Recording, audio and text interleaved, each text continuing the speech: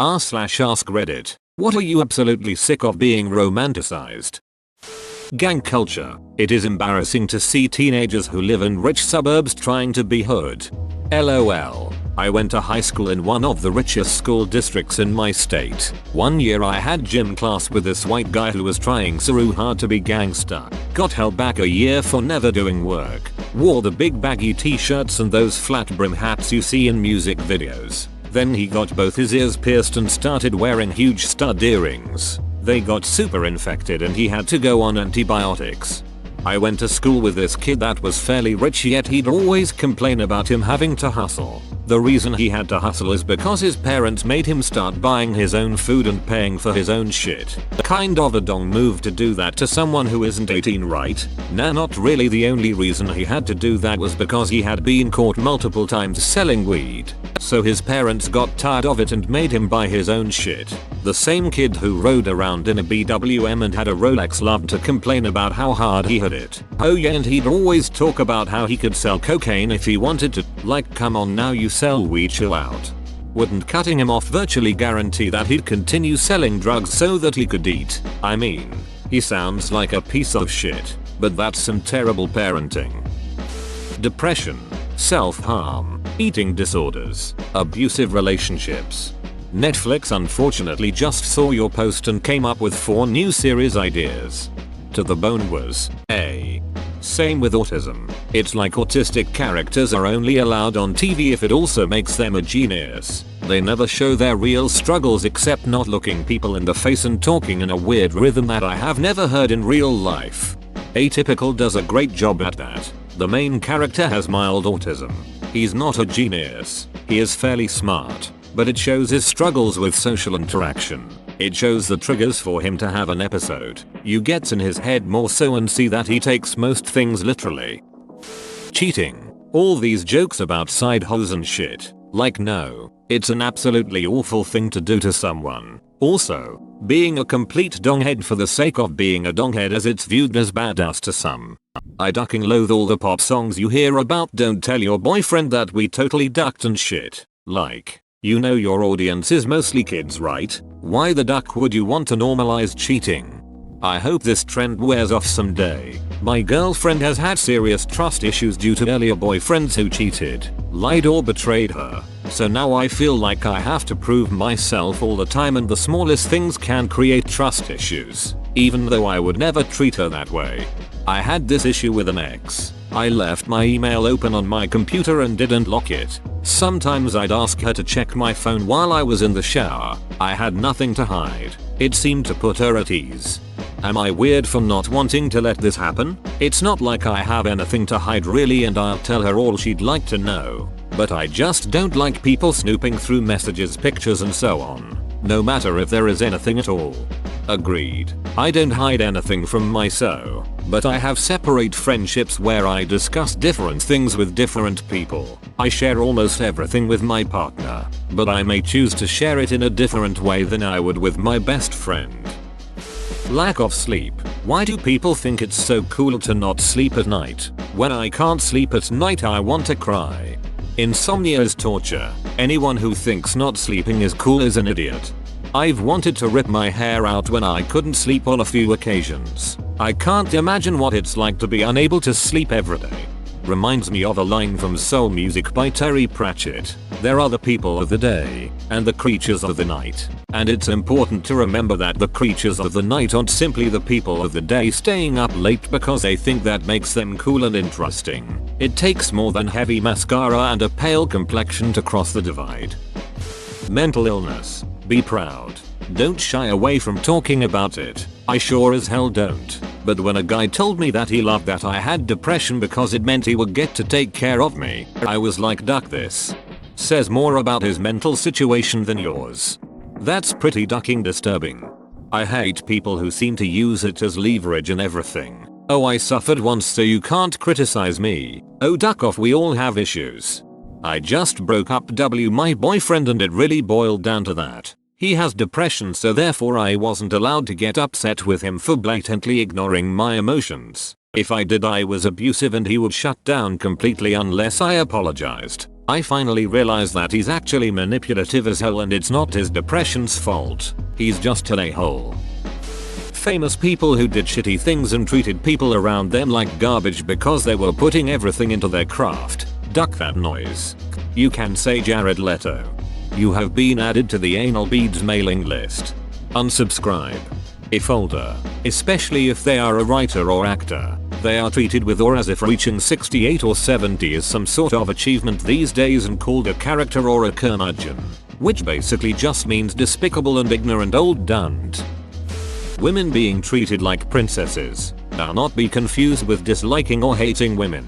My partner is a hero, but my poor brother waits on his girl hand and foot and she appreciates none of it. She gets stroppy as duck if he asks her to lift a finger, all the while she reads stupid romance and watches these awful love movies and genuinely gets upset if he hasn't changed overnight to become her new type of man. She gets so wounded if he does something on his own, but if they go out together, nobody gets to talk to him because he is too busy getting more ice or a different color straw or sending her food back for her. She justifies her behavior with examples of fictional men doing ridiculous things for love. Ducking drives me demented. A sheer sense of entitlement because she thinks all girls should be treated like a movie star on the red carpet. Let us all take a moment of silence for this brother. Can we have a moment of loud group appeal to the brother to leave her and try to move on with his life immediately after the moment of silence? It was kinda like this with my ex. She needed to be with me constantly. She did have other friends but whenever I wasn't with her and them she would complain about them. She didn't care about what I wanted, only what she needed. If I went out and didn't text her like every 30 minutes she would get pissed. If I wanted some peace and quiet, and play some games with my friends, then I apparently didn't love her anymore. It felt like psychological torture, as she would send me WhatsApp voice recordings of her crying because I hated her, and on our 1-year anniversary I got her one of those teddy bears that hold hearts with text on them. She called me up pissed because this better not be the only thing you are getting me for my anniversary. The next day, I sent her home, called her up when she got home, then told her I was breaking up with her, ran out the house and went to my best friend's birthday party which she forbade me to go to the day before because there were probably other women there. But as I was making my way there she called me, said that she was going to kill herself and screaming on the phone.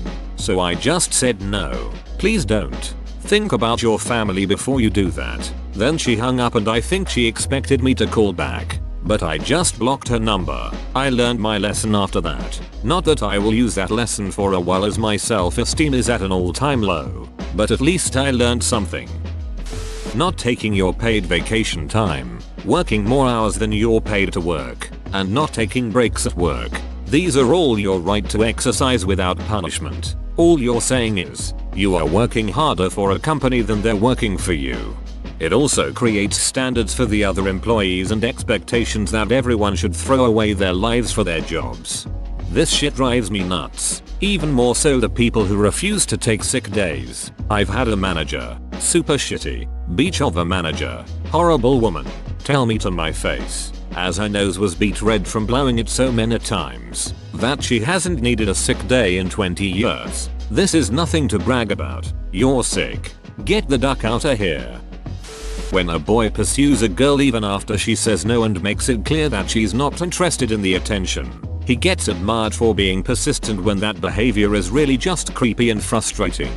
Oh god, it's worse in real life when it's a guy in a club and eventually after about 50 no's and go-aways you say duck off, and they say whoa, calm down. Beach, I swear I go into 100% rage mode.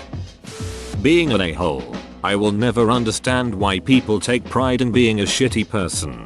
They think it's being tough. Certain fictional characters such as Rick Sanchez, Eric Cartman, and Archer are a-holes but adored. I think half the point of Archer and Rick is that they ruin their own lives and the lives of those around them by being raging a-holes. Cartman generally gets away with it. Living in poverty, dying of disease, being a starving artist. Anyone else just really hate rent? But how do you measure your hatred? In daylights? In sunsets? In midnights? Or cups of coffee? I'm sorry, I couldn't resist. They made a joke about that in the show Flight of the Conchords. So you guys are like starving artists? Yeah, it sounds cool, but in real life it's actuality quite depressing. Double quote. Nope. Life in NYC was very different back when AIDS was so terrifying that people believed that you could get it from breathing the same air as an infected person. And contracting AIDS was a death sentence. If you examine the characters in Rent the same way that you would examine how people would react if the end of the world was announced, but a select few got to just watch their friends die painfully versus dying themselves, then their behavior makes a lot more sense. Big romantic gestures in public proposals. You mean I shouldn't write a musical starring all my friends where I make a self-insert character to appear at the end and sing my proposal? Afterwards you and your beloved waitress can enjoy some prime milk steaks. Blacking out from alcohol. Very romanticized on college campuses, and it's not safe for yourself or for others around you. I've seen blacked out people hurt themselves and hurt others and damage lots of property.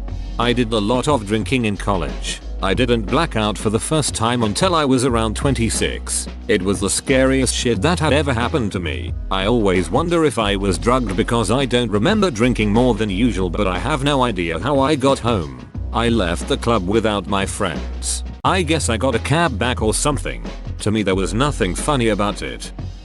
Anorexia. 9 times out of 10 it doesn't look like a frail, dainty teen girl who skips breakfast and is adored by everyone because she is so pretty and perfect. It's not glamorous or beautiful. It's being in pain for hours because you can literally feel your stomach cannibalizing itself. It's passing out because you haven't eaten in 72 hours. It's eating 6,000 calories all at one time and then crying for 3 hours because of the unbelievable guilt. It's hair loss and broken fingernails and dark circles around your eyes and visible veins and pale skin with blotchy red patches. It's never feeling like enough while always feeling like too much. I'd ask you to tell me more, but I am scared my empathy would rip me apart. Could you tell me how else it affects you? I'm not OP, but I've been in an inpatient facility for 4 months so far because of my anorexia. At the height of my disorder I was going on hour-long walks about 3-4 times a day. Even if I was exhausted it was like something in my body was forcing my legs to keep moving. If I sat down I felt restless and guilty, like I wasn't moving enough. I'd end up doing laps for hours around my house and upstairs where customers couldn't see me at work. I would only allow myself to eat the same thing at the same time every day. No flexibility. My body was always sore and I was constantly cold even in 30°C heat. If I sat down my coccyx bone would dig into the ground chair and it would be painful. If I shifted my spine would dig into the back of the chair causing me pain. I was starting to lose a lot of hair and I was very pale. My nails would constantly go blue from the cold. I'd have periods of being shaky and nauseous from not eating and almost fainting, but I couldn't allow myself anything because the food wasn't allowed for another few hours, etc. Taking justice into your own hands and personal vendettas. Bad shit happens when you do that. Lawyer here. Been defending far too many guys who did the right thing. Fathers beating their daughter's allegedly abusive boyfriend. Guys who have beaten up their ex's new guy. Even women who assaulted the alleged side hoe. Trust me, we have laws for abusive boyfriends. Adultery is not punitive and being a main hoe is not a societal status that needs to be protected. Tell that to Batman. I know I'm going to get shit for this, but as someone who actually is transgender I hate people who pretend to be trans because some people think it sounds cool and trendy. I hate being trans, I don't want to be trans. But my brain and my body do not agree. If I had the decision of being cis I would jump on that shit in a heartbeat. It's not fun. It's not cute. It's not cool. It's terrifying. Literal physical disgust at your own body parts. It's dangerous. It's expensive. I can go on and on. People who pretend can just dip out whenever things get scary or dangerous. But those of us who aren't can't just do that. And all the bullshit that has been going on lately has made it harder for me and others who are serious about getting the help we need. Oppression. I'm in my early 20s and I see a lot of people claiming to be oppressed in my age group. It really devalues actual struggles when a young guy with a part-time job that constantly parties claims to be oppressed and won't take responsibility for the fact that their life is in shambles. An old high school friend is this entirely. Rich dad who is the CEO of a national temp agency. She grew up in a 3-story mansion with a pool and numerous pets. New cell phone every year. Gucci wallet. corporate boxes for sports games and concerts, etc. She is also white, young, able-bodied, and was raised Catholic. Then high school ended. It didn't take long for her to come out as genderqueer. She left home and moved into a flat full of alternative quirky gender fluid people. She converted to eclectic Wicca and is self-diagnosed bipolar, schizophrenic, multiple personalities, and gender dysphoric. She also says she has depression, anxiety, autism, high functioning of course, selective mutism, despite never shutting up, OCD, sociopathy, borderline personality disorder, Edmus and a heart condition. She talks a lot online about spoon theory and not having enough spoons to get through the day. She has never had a job.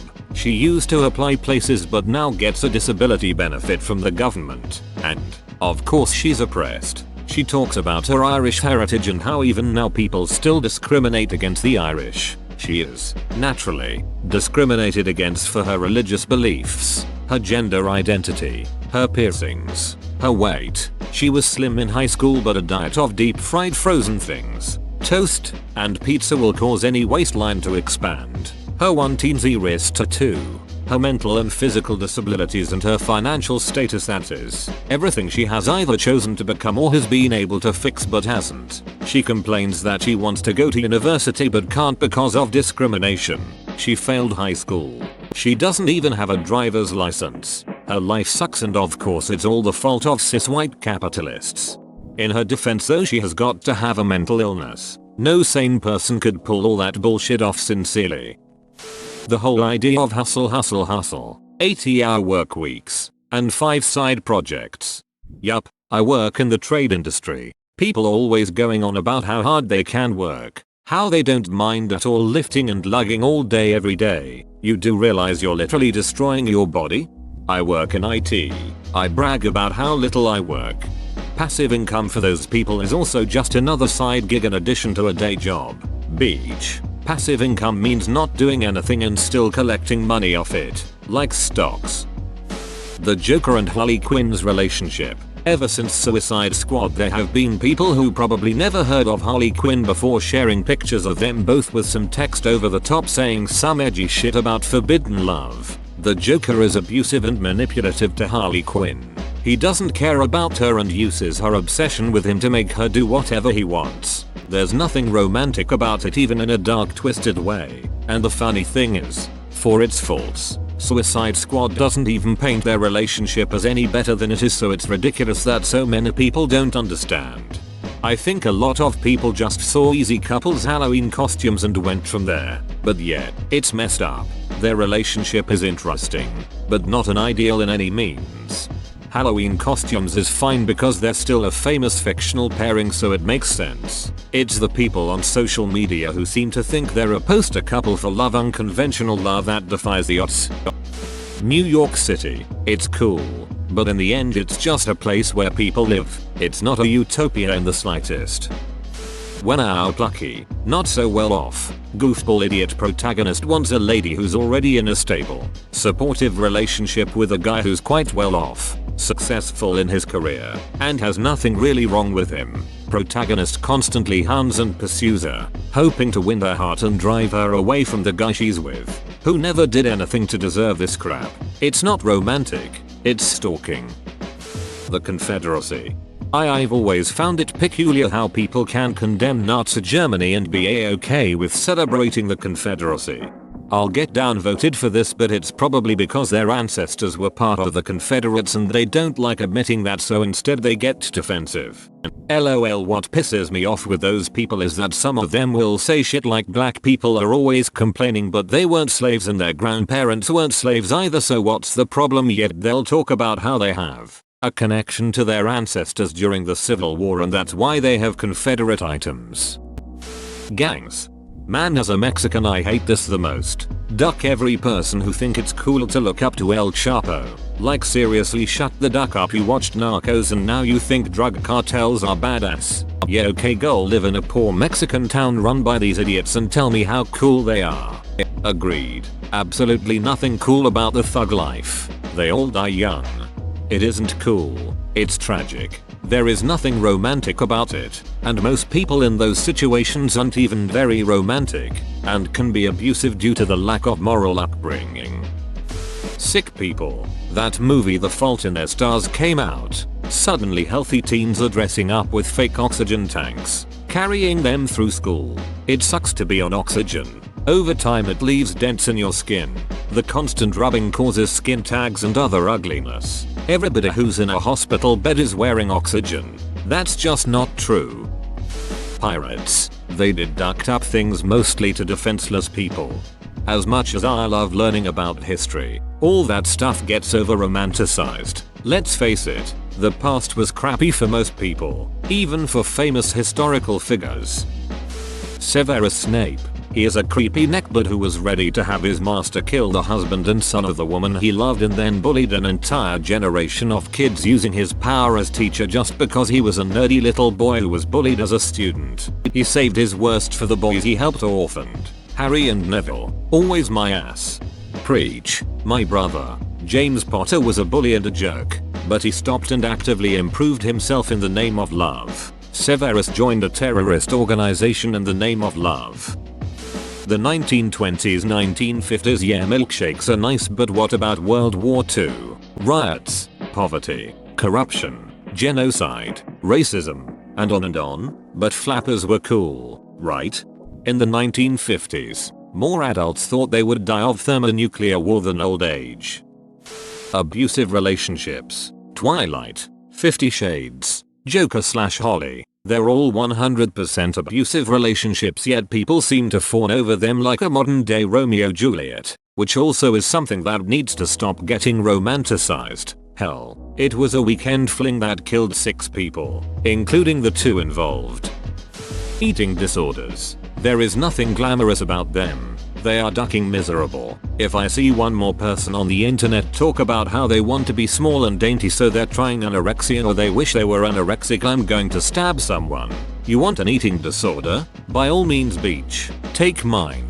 Nurses in the OR when I was still suffering. I wish I could have an eating disorder for a little while. Maybe then I could lose this gut. I wish I had that kind of self-control. I think I have the opposite kind of eating disorder. I eat too much. I'm like, dude, I'm here because I'm having complications from my eating disorder.